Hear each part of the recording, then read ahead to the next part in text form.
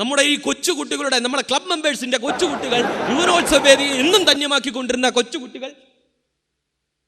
കൊച്ചുകുട്ടികളുടെ കൊച്ചു കലാപരിപാടിയില്ലേ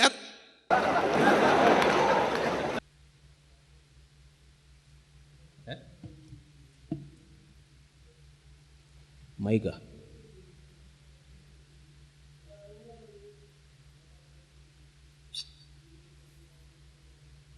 പിന്നെ പോ ഇപ്പോഴാ അറിഞ്ഞു മൂത്തളങ്ങി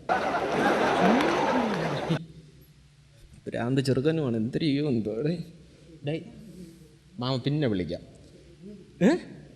മൈക്ക് മാമൻ പിന്നെ തരാം കേട്ടാ, പിന്നെ തിന്നാൻ തരാം. പൊയ്ക്കോ, വിളിക്കാന്ന് പൊയ്ക്കോ.